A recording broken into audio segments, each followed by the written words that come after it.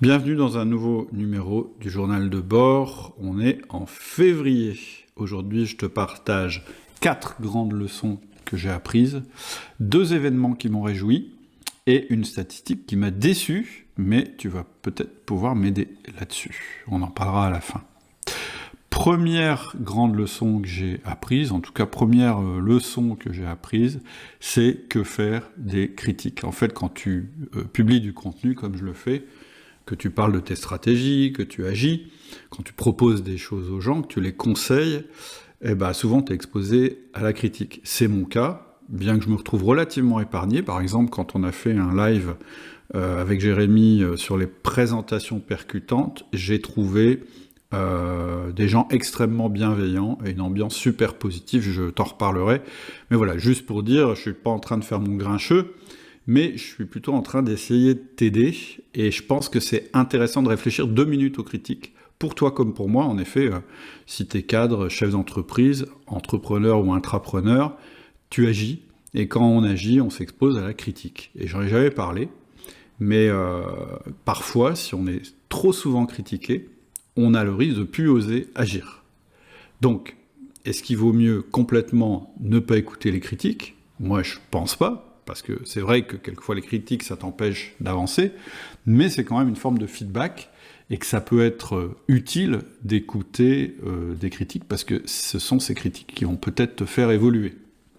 Donc la question, c'est comment faire la différence entre les critiques qu'on écoute et celles qu'on ignore. Alors tu vas me dire, c'est la réponse classique, non mais moi, j'accepte pas les critiques, sauf si elles sont constructives. C'est ce qu'on m'a souvent répondu. Et là, je réponds bof, parce que même une critique constructive, c'est-à-dire une critique avec un début de solution, va pas garantir qu'elle soit pertinente. Et je crois que j'ai trouvé la clé. En fait, j'avais déjà entendu ça il y a longtemps, mais je n'avais pas imprimé. Je vais te raconter une petite histoire pour illustrer mon nouveau principe à propos de la critique, ou plutôt un principe ancien que j'avais oublié. Donc, régulièrement sur les mails privés, on propose des promotions sur les formations. Bref, on essaye d'équilibrer dans les mails privés du contenu pour te faire comprendre des choses, avoir des déclics, te motiver, mais aussi des messages où on va te proposer nos formations payantes pour vraiment passer à l'action avec un plan détaillé, un suivi, etc. C'est notre seule source de revenus, c'est-à-dire que clairement, outil du manager sans vente de formation, il n'y a pas de chiffre d'affaires, donc il n'y a pas d'équipe, donc il n'y a pas outil du manager. Et puis moi, ce que j'aime bien avec les mails privés, c'est qu'on a pas mal de discussions, on a pas mal de questions aussi, on a aussi beaucoup de témoignages de vos réussites, de vos échecs, bref, on a des échanges super intéressants. D'ailleurs, je le dis au passage, si tu n'es pas inscrit au mail privé, non seulement tu loupes les promos sur les formations, mais surtout, tu loupes tout ça, tout ce dont je viens de parler. Toujours est-il que de temps en temps, dans les mails privés, on a aussi des critiques. Et c'est normal, c'est fait pour ça aussi. Et il y a quelques jours, j'ai eu un mail qui disait, de quelqu'un qui venait d'arriver en fait dans la communauté, qui me dit « Ouais, en fait, vos mails sont des mails commerciaux, et vraiment, mot pour mot, c'était « Vous essayez juste de nous fourguer des formations payantes. » Bon. Ok, moi je réponds gentiment, j'explique, je dis oui, ODM c'est une entreprise, outil du manager c'est une entreprise, et en tant que responsable de cette entreprise, oui, je dois m'assurer qu'on fasse du chiffre d'affaires, et j'ajoute d'ailleurs que ça serait bizarre que je donne des conseils en management, en entrepreneuriat, tout en étant incapable de gagner de l'argent, parce que savoir gagner de l'argent, ça fait partie de la panoplie du chef d'entreprise, normalement. Et donc, la personne ne se démonte pas, elle me dit « c'est bien ce que je pensais, il n'y a que le pognon, et ça me convient pas du tout comme méthode. » Ok, donc là j'hésite à poursuivre la conversation, je me dis est-ce que je suis simplement en présence d'un chasseur de conseils gratuits, on en a, c'est-à-dire quelqu'un qui va me faire finalement perdre mon temps, et jamais vouloir investir pour progresser, et donc voilà, moi ce genre de personne ne m'intéresse pas, et donc j'ai sur le coup envie de lui répondre « écoute, je suis désolé que ça ne te convienne pas comme méthode, est-ce que tu veux te désinscrire ?» Ou bien l'autre solution, c'était de me dire « ok, il est frustré, peut-être qu'il peut aussi me donner des conseils et m'expliquer ce qui lui conviendrait mieux. C'est ce qu'on appellerait une critique constructive. Et dans ce cas, je devrais lui répondre « Je comprends. Et d'après toi, quel serait le processus idéal ?» Et puis on pourrait continuer la discussion. Puis là, je me suis arrêté, j'ai réfléchi encore, je me suis dit non, je peux pas lui répondre ça. En fait, il manque un élément pour lui répondre ça. C'est est-ce que j'ai envie de ses conseils ? Ou plutôt, est-ce que cette personne, elle est qualifiée pour me donner des conseils en marketing et en vente ? Et là, je me suis dit, il est là mon principe, en fait. En fait, n'accepte les critiques que de la personne auprès de laquelle tu serais à prendre des conseils. Cette phrase, je trouve, elle résume bien. Elle signifie que si mon interlocuteur, celui qui me critique, c'est pas quelqu'un que j'écoute pour les conseils, eh bien, en fait, la critique n'est pas utile. Ou bien, éventuellement, si c'est pas quelqu'un qui peut prouver sa légitimité, par son expérience, par son parcours, de toute façon, l'apport de cette discussion, il est nul pour mon business. C'est-à-dire que la seule chose qui fait sens, c'est est-ce que cette personne qui critique ma manière de vendre, eh bien, c'est quelqu'un qui a des compétences pour critiquer ma manière de vendre.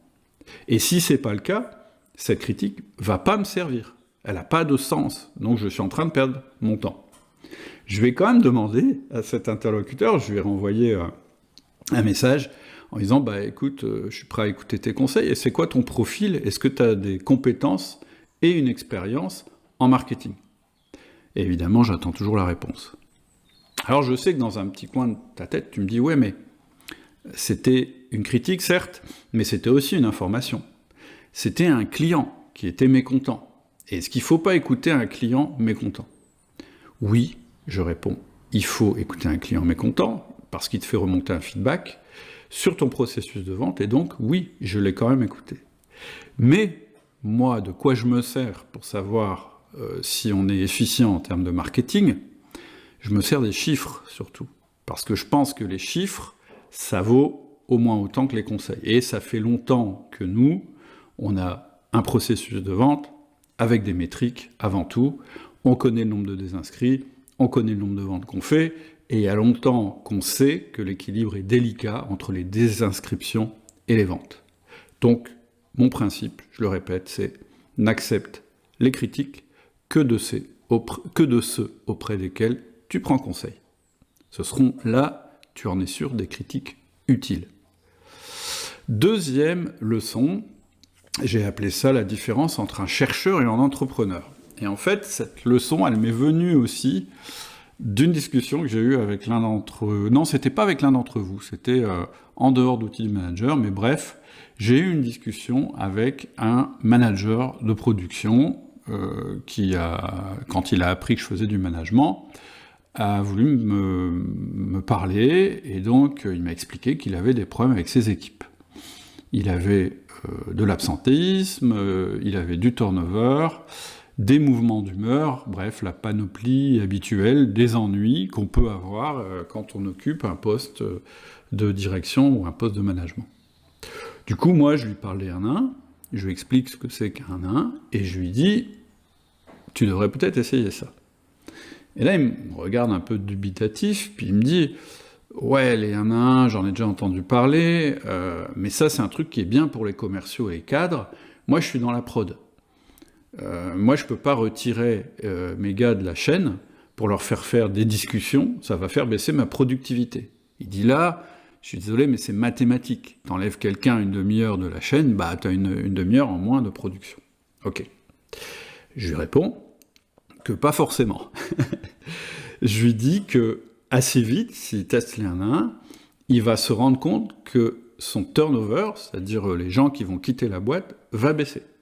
Donc il va passer moins de temps à remplacer les gens. Il va aussi avoir un absentéisme en baisse, parce que les gens vont pouvoir s'exprimer, et voire même, il va avoir des gains en production, parce que les gens se sentant considérés, se sentant écoutés, d'abord vont donner des idées, mais en plus ils vont se remotiver. Et donc les temps de calage, par exemple, qui ne sont pas forcément mesurés dans sa productivité, ils vont se réduire. Donc là, je vois qu'il commence à être convaincu, il commence à se dire, ouais. Et je dis, tu vois, ce que tu m'as répondu, c'est ce que tu veux à court terme. Ce que tu veux à court terme, c'est que ta productivité revienne immédiatement. Mais en fait, pour pouvoir avoir du résultat, il faut investir quelque chose. Et ce que tu peux investir, c'est effectivement du temps de tes managers et du temps de des gens qui sont sur la chaîne de montage. Donc il me dit, ouais, ok, c'est intéressant, mais est-ce que tu peux me prouver ce que tu dis? Ou si tu peux pas, est-ce que tu peux me donner des études scientifiques là-dessus? Et là, j'ai regardé, et en fait, ça m'a fait réfléchir. Je me suis dit, c'est vrai, après tout, avant de passer à l'action, il a besoin de preuves. Peut-être que je suis un mec qui lui raconte n'importe quoi, et donc lui il dit, bah, puis c'était un ingénieur, il a besoin de preuves scientifiques. Et en fait, je lui ai dit, ben non, en fait, je peux pas te donner de vraies preuves, je peux te donner mon expérience, je peux te dire que on a probablement demandé à plusieurs dizaines de milliers, on a conseillé, pardon, à plusieurs dizaines de milliers de managers de faire rien à un, et que on n'a pas entendu de cas où ils étaient revenus en arrière. Donc ça doit apporter quelque chose, et ça doit être positif. Mais c'est vrai que je suis pas un chercheur. Moi, je suis un entrepreneur. Et donc, je me suis dit, pourquoi j'ai pas une démarche de chercheur? Bah parce qu'un entrepreneur, en fait, il fonctionne pas comme ça, finalement. Et un intrapreneur, c'est pareil. Hein. C'est-à-dire que même si tu es dans une entreprise et que tu es salarié, mais que tu as un esprit d'initiative, t'as pas forcément une mentalité de chercheur. En fait, un entrepreneur, il entend des trucs, il se laisse convaincre, et puis il les essaye juste pour voir si ça marche. Donc mon conseil, je vais répéter, c'est d'essayer. Parce que pendant que tu es en train de faire ton chercheur à essayer de trouver des preuves, moi je sais que c'est toi qui me l'as dit, donc je sais que ton taux de turnover et d'absentéisme, il est en train d'augmenter. En gros, à vouloir trouver des preuves, en fait, tu es en train de perdre du temps. Et le temps, c'est important. Donc je lui ai dit, teste, essaye avec une partie de tes collaborateurs, puis tu verras bien le résultat. Alors je sais pas s'il le fera, j'en sais rien, mais en tout cas, voilà, un entrepreneur, un intrapreneur, c'est pas un scientifique, c'est pas un chercheur, c'est pas un philosophe, c'est pas quelqu'un qui va passer son temps à vérifier les choses de manière scientifique. En fait, il va plutôt se demander, est-ce que je peux essayer ce truc-là pour voir si ça marche? Et peu importe si c'est vrai scientifiquement, du moment que ça marche, en fait, je fais. Et donc, il va la tester dans son cas personnel, et si ça marche, il va l'intégrer à son système de pensée. Et en revanche, si ça marche pas, si ça lui sert pas, même si c'est quelque chose, une étude qui est vraie scientifiquement, eh ben il va pas l'utiliser dans son système de pensée. Et donc finalement, la différence entre un chercheur et nous, c'est un peu la différence entre une croyance vérifiée et une croyance utile. En fait, un intrapreneur ou un chef d'entreprise, il va plutôt se baser sur des croyances utiles. Il va se dire, si je fais ça, est-ce que je vais réussir ou pas? Est-ce que ça aura une utilité pour ma situation? Alors qu'un chercheur, évidemment, c'est son job, il va plutôt chercher à vérifier les choses, à en avoir la preuve avant de les essayer. Leçon numéro 3, comment expliquer le succès? Alors ça, c'est une leçon que j'ai tirée d'une fable que j'ai trouvée dans un bouquin qui est épuisé, hein, mais que je voulais avoir, et je l'ai enfin trouvé, qui s'appelle Max Strategy, et qui, en fait, c'est un bouquin sur le business, qui raconte l'histoire d'un cadre qui est complètement désespéré parce que sa vie professionnelle lui plaît pas, et son avion a du retard, et il se retrouve dans un aéroport, et il tombe à côté d'un mentor, d'un type qui a réussi et qui donne des conseils. Et voilà, moi j'aime bien ce genre de bouquin. Et à un moment dans ce bouquin, dans The Max Strategy, il y a une fable qui est racontée. Et en fait, la fable, c'est une manière... je vais te la raconter, et puis on va essayer d'en tirer des leçons. Il nous demande d'imaginer un concours de jeté de pièces. C'est-à-dire qu'il y a 1000 participants qui se mettent en ligne, et on tire chacun tire à pile ou face avec une pièce, et s'il il tombe sur face, eh bien il reste en ligne, et s'il a pile, eh bien il est éliminé. Donc, les 1000 personnes jettent leurs pièces, et au premier tour, 500, c'est statistique, à peu près la moitié sont éliminés, et ils perdent. Les 500 qui restent jettent encore leurs pièces, et on finit ainsi de suite à arriver à un moment, après 7 jetés de pièces, à un moment où il n'y a plus que 8 personnes qui restent en jeu, et ce sont les 8 gagnants. Et au moment où ça arrive, il y a une foule qui arrive, et qui, pour être témoin en fait de cette formidable compétence qu'ont ces personnes, et qui, parce qu'elle a envie de voir ces spécialistes du jeté de pièces. Donc les gagnants sont complètement adulés par la foule, ils sont célébrés comme des génies dans l'art de jeter des pièces, on écrit leur autobiographie, et ils deviennent des conseillers, parce que tout le monde cherche leur savoir, et voilà. Et donc ça devient des spécialistes du jeté de pièces. Pourquoi ? Parce que quand même, c'est les 8%, ils étaient 1000 au départ, les 8 pour 1000, pardon, pas 8%, 8 pour 1000, donc forcément, s'ils sont toujours là à la fin du concours, c'est qu'ils font des choses, ils savent des choses que le commun des bordels ne sait pas. Et donc, cette fable, elle est intéressante parce que elle souligne un biais qu'on a souvent, ce qui est de chercher chez les meilleurs entrepreneurs des conseils pour pouvoir les imiter, parce qu'ils ont, entre guillemets, survécu, en tout cas parce qu'ils ont été les meilleurs. Et donc ça veut sûrement dire qu'ils ont plein de trucs à nous apprendre.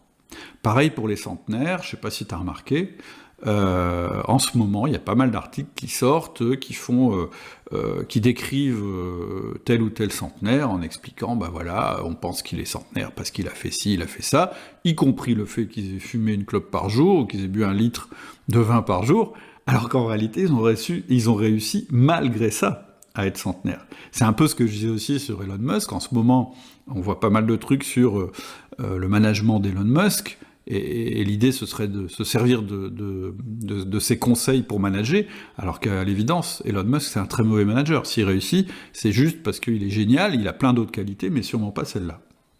En réalité, la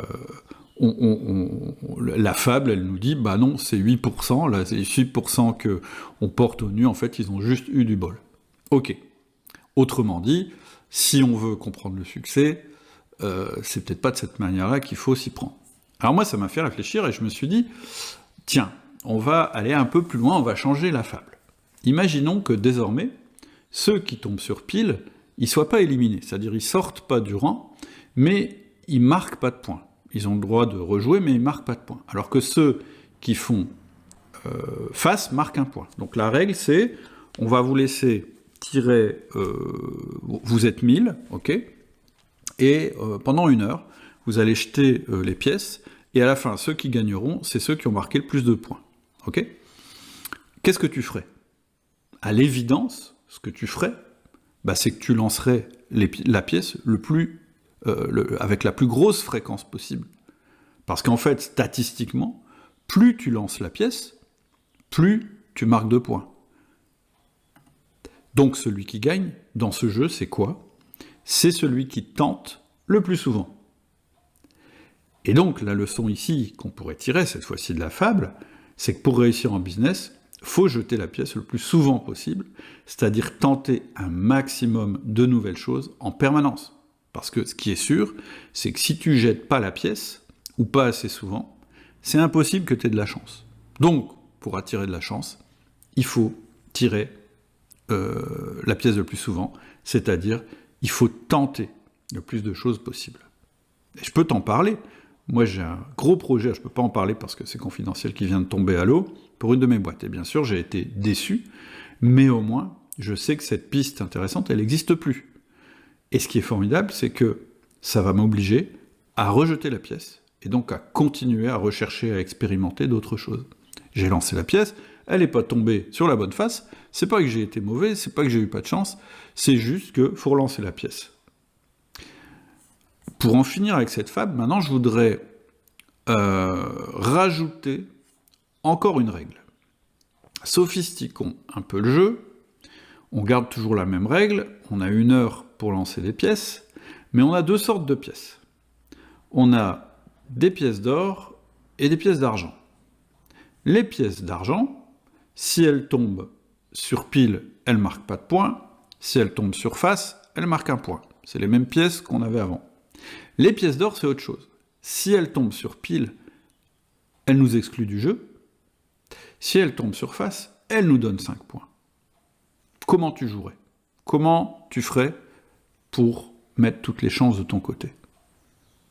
En fait, ce qu'il faut faire, c'est exactement comme juste avant, il faut lancer autant de fois que possible des pièces, mais ne jamais lancer la pièce d'or. Parce que la pièce d'or, c'est ce que j'appelle une pièce game over, qui va t'exclure du jeu.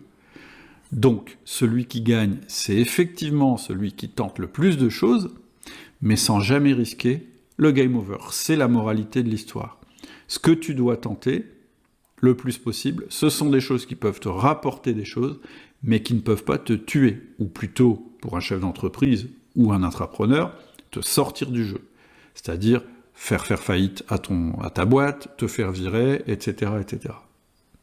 Et donc, plutôt qu'étudier le succès de ceux qui ont tout joué sur un coup, moi je pense qu'on devrait plutôt analyser le succès de ceux qui ont des succès réguliers sans jamais toucher le fond.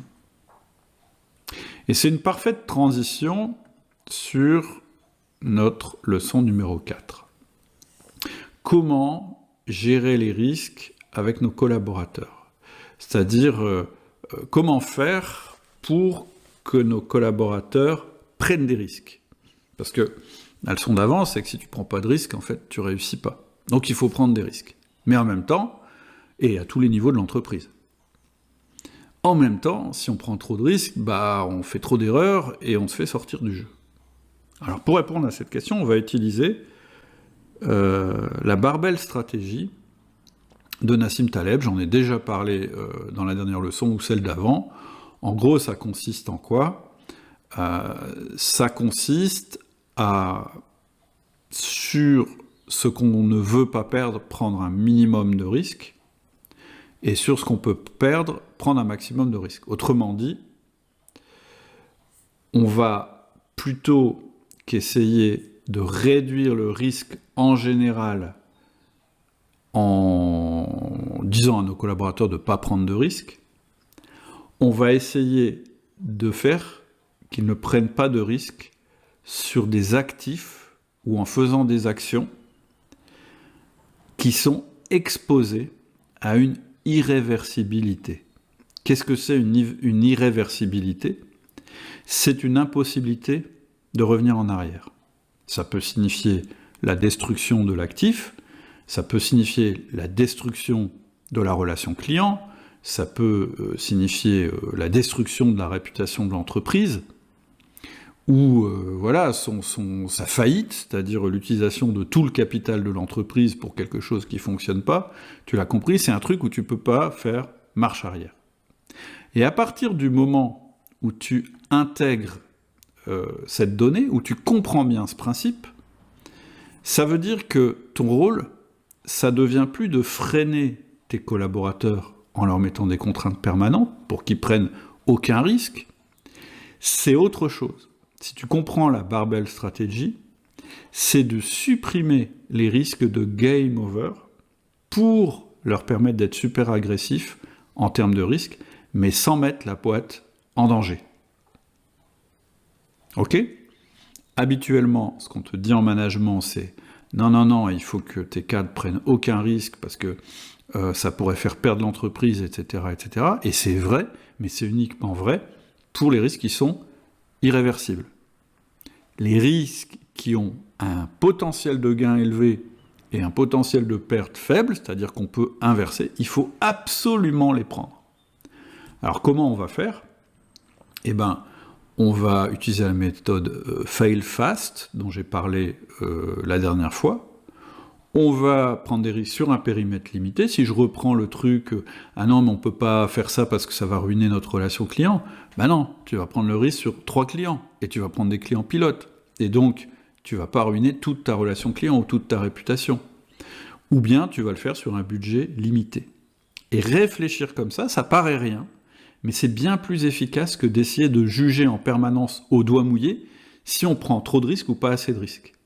Et donc, moi, ce que je te conseille, dans un premier temps, c'est d'expliquer ça à tes collaborateurs en leur demandant explicitement de prendre des risques, ou lorsqu'ils te parlent de prendre un risque dans l'année, d'essayer de mesurer tout de suite quel est le processus de fail fast qui est mis en place, quel est le périmètre, marché, produit, client, et quelle est la limite de budget.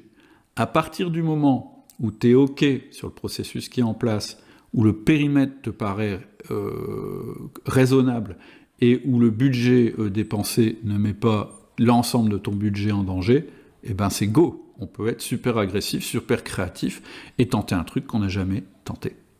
Alors, mes 2 coups de cœur. Un premier coup de cœur, c'est le live qu'on a fait avec Jérémy sur présentation percutante. Voilà, c'était super bien, et surtout, moi j'ai apprécié la communauté, c'est-à-dire que vous avez été, je crois, 400 à vous inscrire à ce live, donc moi j'ai envie de recommencer, tu me diras dans les mails privés si ça t'intéresse qu'on fasse plus de live, et moi ce que j'ai beaucoup apprécié c'est votre bienveillance, et voilà, j'ai trouvé que c'était super, super positif comme ambiance, j'ai vraiment bien aimé, il y avait vraiment un grand enthousiasme. D'ailleurs j'ai eu un message suite au live que je te partage, en plus je l'ai eu juste avant de partir en vacances, donc ça fait plaisir. Bonjour Cédric, tout d'abord je te souhaite très belles vacances, peut-être liras-tu ce message à ton retour, si c'est le cas j'espère que ça participera à une bonne reprise. C'est un énorme plaisir d'avoir suivi ce live, Jérémy et toi vous êtes top, toute l'équipe avec vous, je pense à Adélie et Lucie entre autres. Je n'oublierai jamais l'épisode des ballons, je vais pas te raconter ce que c'est mais voilà, on a un épisode marrant. Comme tu le dis régulièrement, tu apprécies les messages de retour sur les formations, alors je vais pouvoir aussi t'en faire un accompagné d'un grand remerciement. Il y a tout juste un an, je me suis lancé, ça faisait plusieurs mois que je suivais les podcasts avec intérêt, il part bien ce mec, c'est tellement concret, du terrain, des actions, des faits, bref, je suis passé à l'action, donc il a pris une formation, ah oui, et il a eu des retours lors des entretiens de fin d'année qui ont été « J'ai passé une superbe année, je sais que j'ai un moment où je peux te parler en tête à tête, que tu as mon écoute, oui, je veux que cela perdure ». Donc ça, c'est le témoignage de ses collaborateurs. Il nous dit qu'aucun de ces N-1 n'a émis de critiques négatives sur ce moment privilégié.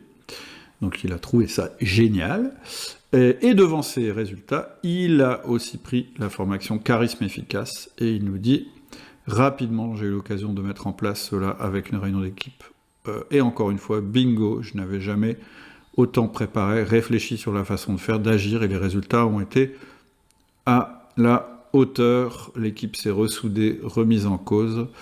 Incroyable, j'avais désormais la preuve qu'avec de la méthode de l'aide extérieure, en progressant moi-même, je pouvais faire progresser mes équipes. Bon, bah voilà. Moi, quand je lis ça, quand je lis ce genre de témoignage, je me dis que je perds pas mon temps. Et voilà, ça me passionne. Voilà. Donc je précise, le live qu'on a fait avec Jérémy, c'était un live gratuit. Et par contre, les formations dont parle Patrick, qui nous a fait son témoignage, ce sont les formations outils du manager. Donc ma question, tu peux répondre sur les mails privés, est-ce que ça te dirait qu'il y ait plus de live public ? Le deuxième coup de cœur, c'est pas un live public, c'est un live qu'on vient d'avoir dans notre communauté d'entrepreneurs qui s'appelle le Ciel. Alors le Ciel, qu'est-ce que ça veut dire ? Ça veut dire le cercle indépendant des entrepreneurs libérés. Donc ça, c'est vraiment réservé aux entrepreneurs. On en fera sûrement aussi un pour les managers, mais on a déjà mis en place celui des entrepreneurs. Donc si ça t'intéresse d'y participer à ce cercle, c'est sur abonnement, et donc n'hésite pas à m'envoyer un petit mail à cédric@outildumanager.com et on t'expliquera comment ça marche.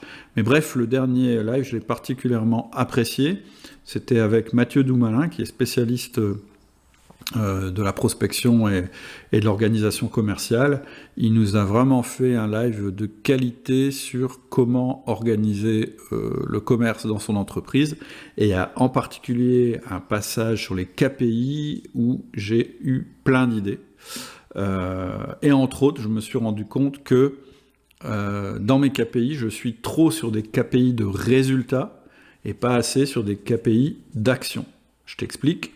Je veux développer le chiffre d'affaires, je te le fais simple, mais je veux développer le chiffre d'affaires, mon KPI, c'est le chiffre d'affaires.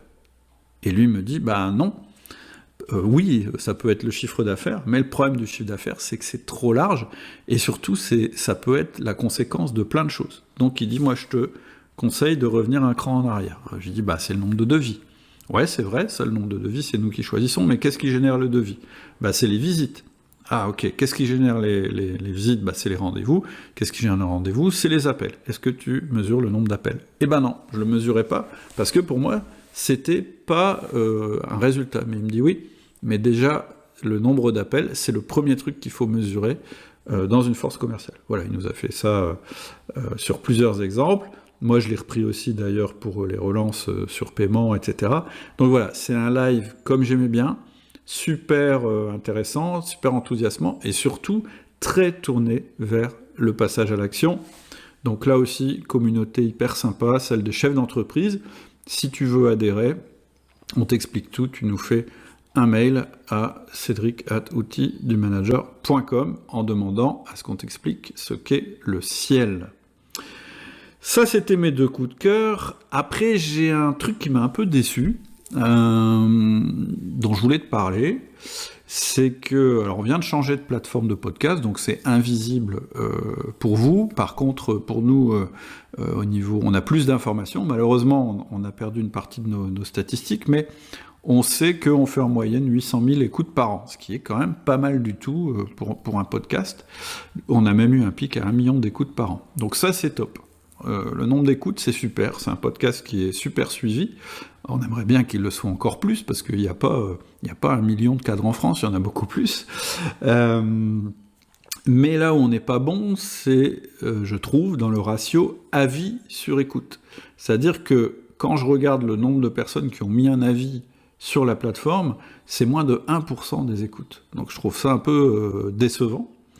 Et donc, je pense qu'on peut faire carrément mieux. Alors, je te propose un deal. Si tu me laisses un avis sur la plateforme, c'est-à-dire si tu vas sur ta plateforme d'écoute de podcast et que tu mets un score et que tu mets un commentaire, encore mieux, eh bien moi, de mon côté, je m'engage à continuer à faire tout ce que je peux pour augmenter encore la qualité du podcast.